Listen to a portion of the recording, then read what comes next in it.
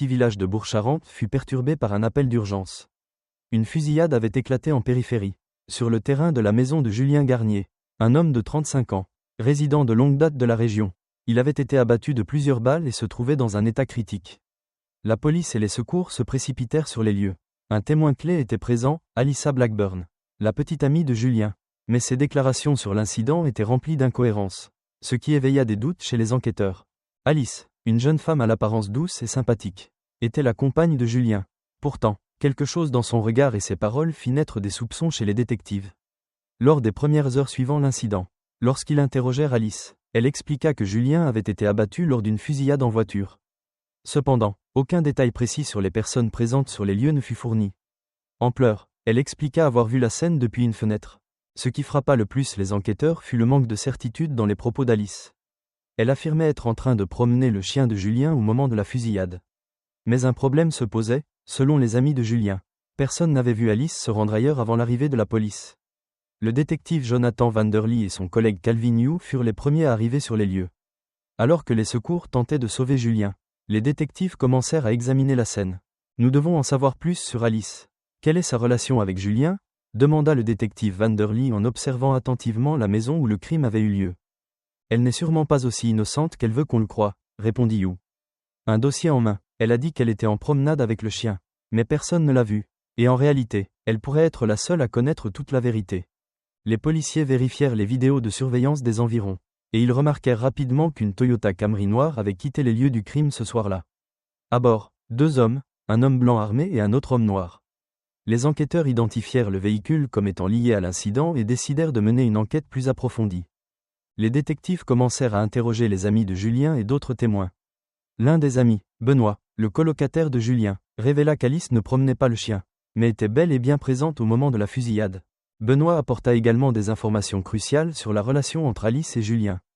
Ils n'étaient pas seulement en couple, mais leur relation semblait compliquée, avec des conflits non résolus. Alice avait toujours un comportement étrange et adoptait parfois des actions inexplicables. Ce qui rendait Julien et ses amis mal à l'aise. Les investigations suivantes levèrent le voile sur la vie d'Alice. Un triangle amoureux complexe s'était formé entre elles. Jacques Colbert, un homme blanc, et Julien. Et Alice avait fait tout ce qu'elle pouvait pour dissimuler cette relation. Les détectives commencèrent à soupçonner que la présence de Jacques pourrait être le mobile du meurtre. La police décida alors d'interroger Alice une nouvelle fois. Avec les preuves qui s'accumulaient, le détective Vanderly décida de mettre Alice sous pression. Lors de son deuxième interrogatoire, Alice perdit son calme. Ses déclarations étaient de plus en plus contradictoires. Et finalement, elle avoua que Jacques avait joué un rôle direct dans le meurtre de Julien. « Alice, tu nous disais que tu avais vu l'incident de loin. Mais en réalité, tu savais parfaitement ce qui s'était passé. Es-tu impliqué dans la mort de Julien ?» demanda le détective Vanderly. Son visage impassible, Alice baissa les yeux. Je ne voulais pas que cela arrive. Mais je ne pouvais pas passer à côté. Julien était la dernière chose qui m'empêchait d'être avec Jacques, dit-elle en sanglotant. Les policiers commencèrent à avoir une idée plus précise de la relation complexe entre Alice, Jacques et Julien. Alice n'était pas simplement une victime de l'amour aveugle. Elle était aussi la maîtresse d'œuvre du meurtre de Julien. Mais tout cela n'était que le début. L'affaire renfermait des aspects encore plus profonds que la police devait continuer à explorer. Alice fut arrêtée, et le détective Vanderly déclara « Nous avons enfin les réponses. Mais la guerre ne fait que commencer. » La police a poursuivi son enquête avec une urgence croissante.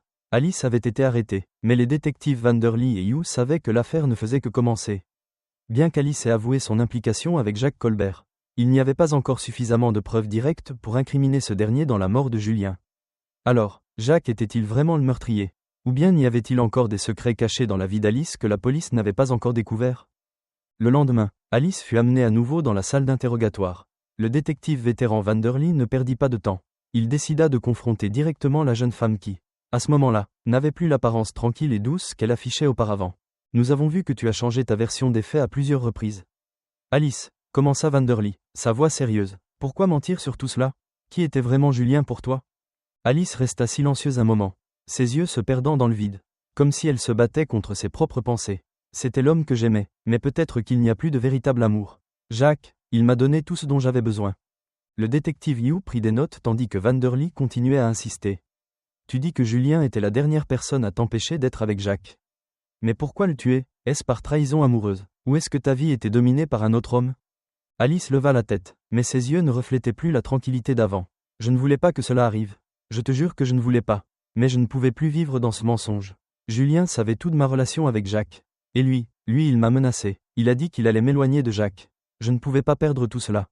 Après cet interrogatoire, le détective Vanderly décida de se concentrer sur Jacques Colbert. Il lança des recherches sur lui et découvrit que Jacques avait un passé quelque peu suspect. Bien que Jacques ait été désigné par Alice comme celui qui avait tiré sur Julien, les détectives ne pouvaient pas se fier uniquement à ses déclarations. Il leur fallait des preuves plus solides. L'enquête révéla que Jacques entretenait une relation avec Alice depuis longtemps. Mais leur relation ne se limitait pas à l'amour. Ils étaient également impliqués dans des affaires louches, notamment dans un réseau de trafic de drogue local. Cela créait un mobile financier et une peur palpable chez Alice, la rendant incapable de se séparer de Jacques, bien qu'elle soit mariée à Julien. Il y a clairement quelque chose de plus que de l'amour aveugle dans cette histoire, soupira le détective Yu en scrutant l'écran de son ordinateur, cherchant des informations sur les transactions de drogue auxquelles Alice et Jacques avaient participé. Si elle a peur de perdre Jacques à cause d'un deal, alors ça pourrait tout expliquer. Pour aller plus loin, Vanderly décida de questionner les amis de Jacques Colbert. Il n'était pas surpris d'apprendre que Jacques avait l'habitude de mentir, de s'accrocher à des promesses vides, et de créer une image parfaite mais vide pour attirer Alice. Un des amis de Jacques fournit un enregistrement de leur conversation avant la fusillade. Jacques y parlait de « s'assurer que Julien ne sera plus jamais un obstacle à notre relation ». Cela renforçait la théorie selon laquelle Jacques était impliqué dans le meurtre de Julien. Cependant, ce qui laissait perplexe les détectives, c'était qu'il n'y avait aucune preuve directe que Jacques ait tué Julien. Une autre découverte importante fut une vidéo de surveillance d'un magasin situé près du lieu de la fusillade. La vidéo montrait une Toyota Camry noire quittant les lieux au moment exact du crime. Après une analyse approfondie, Vanderly réalisa que l'homme au volant n'était pas Jacques, mais un autre homme, un homme noir. Le lien entre cet homme et Alice demeurait un mystère. Voilà une preuve importante, dit Vanderly. Maintenant, nous devons non seulement enquêter sur Jacques, mais aussi sur cet homme. L'enquête franchit une nouvelle étape lorsqu'il fut découvert que la Toyota Camry noire avait été incendiée juste après le crime. L'analyse de la voiture permettait d'identifier Lawrence Bonner, l'homme noir de la vidéo. Bonner fut arrêté avec Jacques Colbert. Lors d'un interrogatoire tendu, Bonner admit être impliqué dans le trafic de drogue avec Jacques et Alice. Cependant, il nie être impliqué dans le meurtre de Julien, prétendant qu'il n'était que le conducteur lors de l'incident. L'enquête continua de dévoiler des relations complexes et des témoignages contradictoires, bien que les détectives n'aient pas encore suffisamment de preuves pour clore l'enquête. Ils commençaient à entrevoir une réalité évidente, Alice, Jacques et Bonner jouaient tous un rôle dans la dissimulation de la vérité. L'affaire n'était pas encore terminée, et les détectives étaient déterminés à découvrir la vérité derrière la mort de Julien. L'enquête se poursuivit avec une intensité croissante. Alice avait été incarcérée, mais les détectives Vanderly et Yu savaient que l'affaire ne faisait que commencer. Bien qu'Alice ait avoué son implication avec Jacques Colbert, il n'y avait pas encore de preuves suffisantes pour incriminer ce dernier dans la mort de Julien. Mais Jacques était-il vraiment le meurtrier? Ou y avait-il encore des secrets cachés dans la vie d'Alice que la police n'avait pas encore découverts?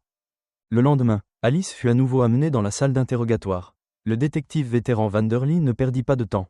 Il décida de confronter directement la jeune femme, qui n'avait plus l'apparence tranquille et douce qu'elle affichait auparavant. « Nous avons vu que tu as changé ta version des faits à plusieurs reprises. » Alice, commença Vanderly, sa voix grave et sérieuse. Pourquoi mentir sur tout cela? Qui était vraiment Julien pour toi? Alice resta silencieuse un moment, ses yeux fixant un point invisible, comme si elle était en proie à une bataille intérieure. C'était l'homme que j'aimais, mais peut-être qu'il n'y a plus d'amour réel. Jacques, il m'a donné tout ce dont j'avais besoin. Le détective Yu prit des notes tandis que Vanderly continuait à insister. Tu dis que Julien était la dernière personne à t'empêcher d'être avec Jacques. Mais pourquoi le tuer? Est-ce par trahison amoureuse? Ou bien ta vie était-elle dominée par un autre homme? Alice leva les yeux, mais cette fois, ses prunelles étaient ternes, fatiguées. Je ne voulais pas que cela arrive. Je te jure que je ne voulais pas. Mais je ne pouvais plus vivre dans ce mensonge. Julien savait tout de ma relation avec Jacques. Et lui, il m'a menacé. Il a dit qu'il allait m'éloigner de Jacques. Je ne pouvais pas tout perdre. Après cet interrogatoire, le détective Vanderly décida de se concentrer sur Jacques Colbert. Il lança des recherches sur lui et découvrit que Jacques avait un passé suspect. Bien que Jacques ait été désigné par Alice comme celui qui avait tiré sur Julien, les détectives ne pouvaient se fier uniquement à ses déclarations. Il leur fallait des preuves plus solides. L'enquête révéla que Jacques entretenait une relation de longue date avec Alice. Mais leur relation ne se limitait pas à l'amour. Ils étaient également impliqués dans des affaires louches, notamment dans un réseau de trafic de drogue local. Cela créait un mobile financier et une peur palpable chez Alice, la rendant incapable de se séparer de Jacques, même si elle était mariée à Julien. Ce n'est pas qu'une histoire d'amour aveugle, soupira le détective Yu en scrutant l'écran de son ordinateur, cherchant des informations sur les transactions de drogue auxquelles Alice et Jacques étaient impliqués. Si elle a peur de perdre Jacques à cause d'une affaire, ça explique tout. Pour aller plus loin, Vanderly décida d'interroger les amis de Jacques Colbert. Il n'était pas étonné d'apprendre que Jacques avait l'habitude de mentir, de s'accrocher à des promesses vides, et de construire une image parfaite, mais vide, pour attirer Alice. Un de ses amis fournit un enregistrement de leur conversation avant la fusillade. Jacques y parlait de « s'assurer que Julien ne serait plus un obstacle à leur relation ». Cela renforçait la théorie selon laquelle Jacques était impliqué dans la mort de Julien. Cependant, ce qui laissait perplexes les détectives, c'était qu'il n'y avait aucune preuve concrète que Jacques ait tué Julien. Une autre découverte importante fut une vidéo de surveillance provenant d'un magasin proche de la scène du crime. La vidéo montrait une Toyota Camry noire quittant les lieux au moment exact de la fusillade. Après une analyse minutieuse, Vanderly se rendit compte que l'homme au volant n'était pas Jacques, mais un autre homme, un homme noir. Le lien entre cet homme et Alice restait flou. C'est une preuve importante, dit Vanderly. Maintenant, il nous faut enquêter non seulement sur Jacques, mais aussi sur cet homme. L'enquête passa à une étape supérieure lorsqu'il fut découvert que la Toyota Camry noire avait été incendiée juste après le crime. L'analyse de la voiture permit d'identifier Lawrence Bonner, l'homme noir dans la vidéo. Bonner fut arrêté avec Jacques Colbert. Lors d'un interrogatoire tendu, Bonner admit qu'il était impliqué dans le trafic de drogue avec Jacques et Alice. Cependant, il nia toute participation dans le meurtre de Julien, prétendant qu'il n'était que le conducteur pendant l'incident. Nous n'avons fait que conduire pour aller nous divertir, affirma Bonner. Jacques a dit qu'il voulait voir Alice, mais je ne savais pas ce qu'il comptait faire. Il m'a dit de le conduire. Je n'avais aucune raison de douter. Cependant, ce que Bonner omettait de dire éveilla les soupçons des détectives. Ils découvrirent des preuves montrant que Bonner était effectivement sur les lieux et en savait bien plus sur les événements qu'il ne voulait le laisser entendre. Son comportement ne fit qu'ajouter à l'incertitude, et les détectives commencèrent à croire que Bonner faisait partie du plan pour tuer Julien. Finalement, après plusieurs interrogatoires et investigations, les détectives commencèrent à lever le voile sur la vérité. Les témoignages contradictoires d'Alice, Jacques et Bonner dévoilaient des détails importants qui ne pouvaient être ignorés. Les détectives confirmèrent que la mort de Julien n'était pas un accident, mais bien le résultat d'un plan bien orchestré. Jacques et Alice avaient planifié de tuer Julien une nuit après avoir préparé le terrain. Ils avaient voulu que l'incident ressemble à une fusillade lors d'une course-poursuite. Mais en réalité, Julien avait été abattu dans la maison même. Les indices trouvés sur la voiture incendiée et les témoignages contradictoires confirmaient que non seulement Jacques, mais aussi Alice et Bonner étaient impliqués dans la dissimulation de la vérité. Ce chapitre se termina sur une découverte capitale. Le meurtre de Julien n'était pas une tentative de légitime défense de la part de Jacques, mais un meurtre prémédité. Alice et Bonner avaient joué un rôle clé dans l'assassinat de Julien. Et leur vie ne serait plus jamais les mêmes. Les détectives Vanderly et Hughes savaient qu'ils étaient proches de la vérité, mais qu'il restait encore beaucoup à faire pour que la justice soit rendue. Avec chaque détail de l'affaire qui devenait de plus en plus clair, les détectives Vanderly et Hughes se rendirent compte qu'ils n'étaient plus qu'à un pas de dévoiler la véritable nature des criminels derrière le meurtre de Julien. Alice, Jacques et Bonner avaient laissé des preuves irréfutables, mais le plus grand défi résidait désormais dans la possibilité de prouver leur culpabilité devant le tribunal. Au cours de l'enquête, la vérité avait été dissimulée derrière des mensonges et des manipulations. Mais maintenant, la mort de Julien allait enfin trouver une justice. Et la vérité allait éclater au grand jour. Les pièces du puzzle se rejoignaient lentement. Mais le dernier élément qui permettrait de dénouer complètement cette affaire allait venir d'une révélation surprenante. Un matin, à la fin du mois de mars, Bonner, qui jusque-là avait fermement nié toute implication dans le meurtre, se retrouva face à une série de preuves accablantes. Vanderly, connu pour son obstination, ne laissa passer aucun détail. La police avait retrouvé le téléphone de Bonner, et dedans se trouvaient des messages inquiétants. Je ne savais pas ce qu'il allait faire, avait dit Bonner, lorsqu'on l'interrogea sur les événements. Mais quand Vanderly pointa du doigt les messages envoyés depuis le téléphone de Bonner lors de la soirée fatidique, il sut instantanément que Bonner savait exactement ce qui allait se passer. Dans un moment de panique, Bonner cessa de parler, avant de se raviser et d'admettre tout. On voulait juste qu'il nous laisse tranquilles, avoua Bonner. Jacques et Alice, ils voulaient tout de Julien. Et moi, je voulais juste m'éloigner de cette histoire. Les paroles de Bonner ne firent pas seulement confirmer la participation de tous les impliqués dans le meurtre de Julien. Elles éclairèrent également sous un nouveau jour la relation entre eux. Alice, qui avait été la petite amie de Julien avant d'être entraînée dans une liaison triangulaire complexe, semblait avoir été prise au piège dans un jeu dangereux dont elle n'avait pu s'échapper. L'affrontement direct entre Alice et Jacques se produisit lorsque toutes les preuves accablantes avaient été réunies. Dans la salle d'interrogatoire, les regards d'Alice croisèrent ceux de Jacques, l'homme qu'elle avait aimé. Son témoignage, bien qu'incohérent pendant toute l'enquête, devait finalement affronter une vérité inévitable. Il ne méritait pas de mourir, dit Alice, sa voix tremblante, mais nous ne pouvions plus continuer à mentir. Ces mots, au fil de l'interrogatoire, perdaient en assurance. tandis que Jacques se contentait de rester silencieux. Nous voulions juste une vie tranquille. Pouvoir vivre à part, sans plus d'ennuis. Jacques, quant à lui, fit une déclaration glaciale, une fois que la question de sa responsabilité lui fut posée. Julien était une menace, dit-il d'un ton froid. Il a rendu ma vie impossible. Et je ne pouvais pas laisser ça continuer. Les propos de Jacques ajoutèrent encore davantage de clarté à ses motivations. Les conflits entre lui et Julien ne se résumaient pas seulement à une histoire d'amour, mais à une concurrence dans le monde du trafic de drogue, où Julien semblait être un obstacle de taille. Quelques jours avant la mort de Julien, Jacques avait été averti que si Julien n'était pas éliminé, tout son plan tomberait à l'eau. Ces menaces avaient poussé Jacques à prendre sa décision finale. Alors que Jacques avait avoué sa culpabilité, Alice continuait de lutter contre son propre tourment. Mais un matin d'avril, alors que Vanderly pénétrait dans la salle d'interrogatoire, il la trouva assise là, la tête baissée, en train de pleurer à chaudes larmes. « J'ai eu tort », murmura-t-elle.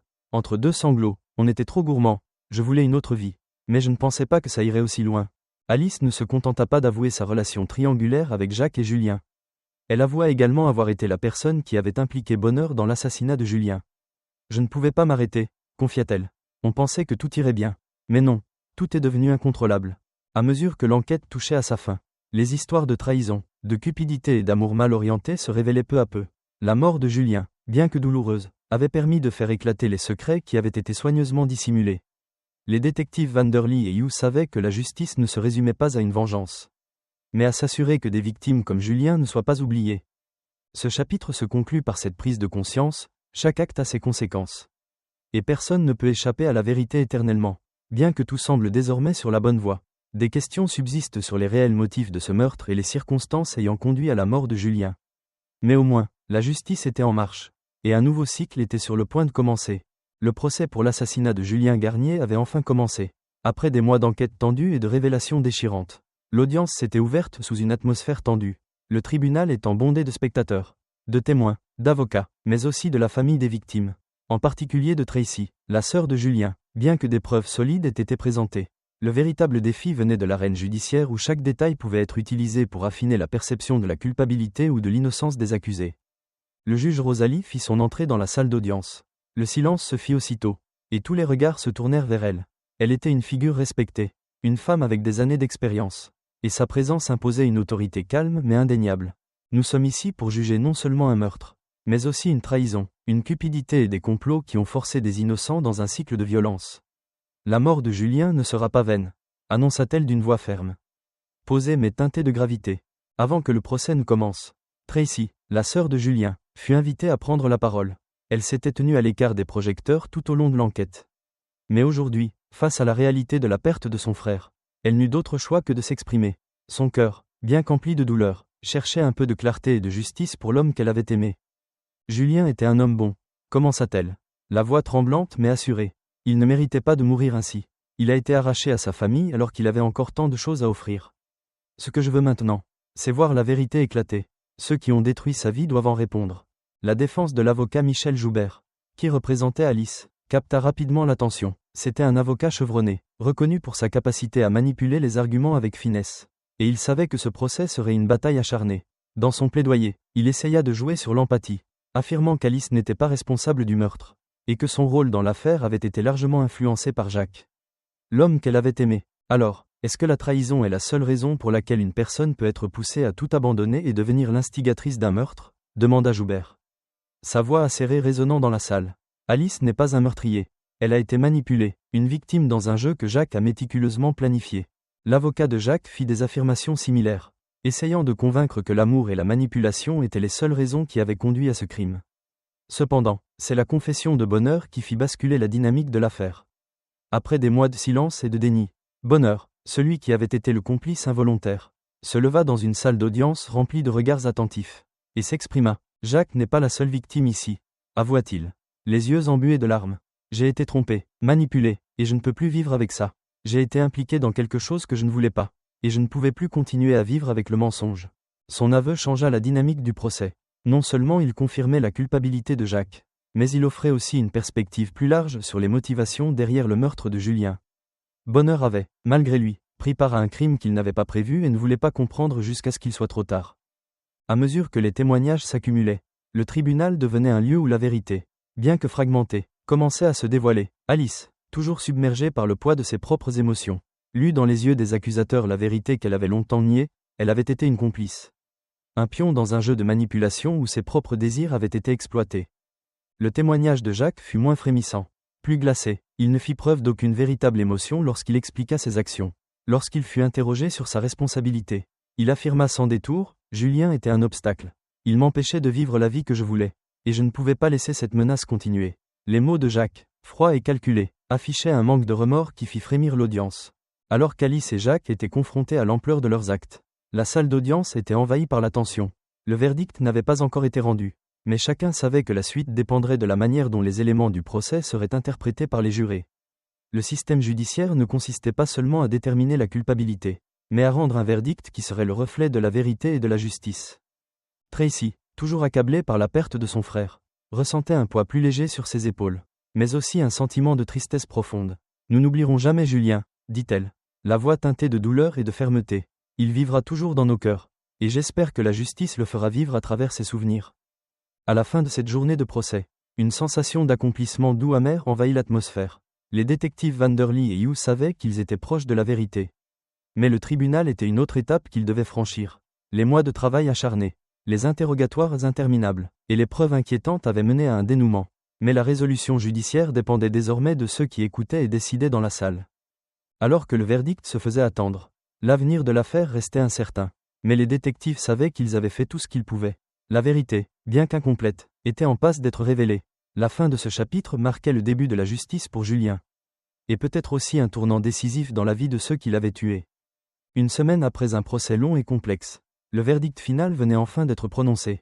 Les plaidoiries, les vidéos de surveillance et les témoignages des témoins avaient été soigneusement examinés par le jury. Tout était devenu clair, qui était le cerveau derrière le meurtre? Qui était le complice? Et qui était la victime dans cette tragédie? Cependant, ce que la famille de Julien attendait le plus maintenant était le moment du jugement final du jury. Le tribunal s'ouvrit tôt un vendredi matin, et une atmosphère de silence pesant régna dans la salle.